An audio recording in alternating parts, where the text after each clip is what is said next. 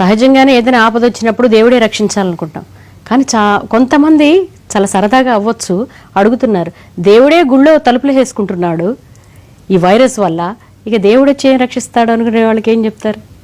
దేవుడు గుళ్ళో తలుపులు వేసుకోవట్లేదు. ఫస్ట్ దేవుడు గుళ్ళో తలుపులు వేసుకోవట్లే. ప్రతి గుళ్ళో నిత్యం అర్చనలు అవుతూనే ఉన్నాయి. భగవంతుడికి రావాల్సినటువంటి నివేదనలు అన్నీ చేరుతూనే ఉన్నాయి. ఆయన ఎక్కడా తలుపు వేసుకున్నటువంటి మాట లేదు. దేవుడి దగ్గర తలుపులు ఎందుకు వేస్తున్నాము అంటే, మనకి ధర్మశాస్త్రంలో అశౌచం ఉన్నప్పుడు కానీ, లేదు అశుచిగా ఏదైనా గుడిలో ఎవరైనా కాలం చేశారు, వెంటనే గుడి మూసేసి సంప్రోక్షణ చేసి ఆ తర్వాత కానీ రానివ్వరు.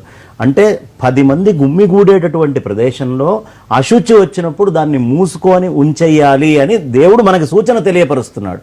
కాబట్టి దేవుడు అక్కడ తలుపు మూసుకోవట్లేదు, నువ్వు జాగ్రత్తగా ఉండాలి, సమూహంలో ఎప్పుడు తిరగకూడదు అనే మనకు అవసరమైనటువంటి ముఖ్యమైనటువంటి సందేశాన్ని లోపల కూర్చొని పరమాత్మ మనందరికీ అందిస్తూ ఉన్నాడు.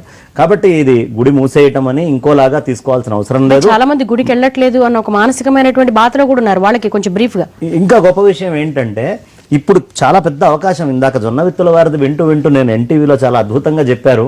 శంకరాచార్యుల వారి యొక్క అద్భుతమైన గ్రంథరాశిని నేను చదువుతూ ఉన్నాం, మేము ఇప్పుడు చక్కగా బ్రహ్మాండంగా ఆనందంగా చూసుకుంటున్నాం అన్నారు.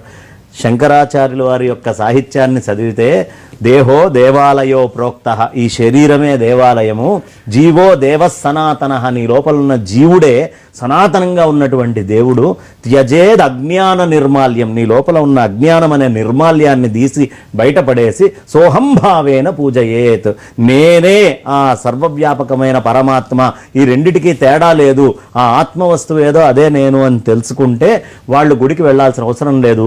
అంతర్ముఖం అవడానికి ఇది చాలా గొప్పది. మన ఆడవాళ్ళు చాలామంది లలిత చదువుతారు, వాళ్ళకందరికీ తెలుసు, అంతర్ముఖ సమారాధ్య బహిర్ముఖ సుదుర్లభ, బయటికి వెళ్ళి వెతికితే దొరికేదాన్ని కాదు, నేను లోపలికి వచ్చి చూస్తే దొరుకుతా. కాబట్టి ఇది నిజంగా అవకాశం. అందరూ కూడా చక్కగా స్తోత్రాలు పారాయణలు అన్నీ చేసుకొని లోపల ఉండే పరమాత్మను తెలుసుకునే ప్రయత్నం చేయండి. ధన్యవాదాలండి. ఒక రకమైనటువంటి చక్కటి విషయాలను చెప్పారు మా ప్రేక్షకులందరికీ కూడా.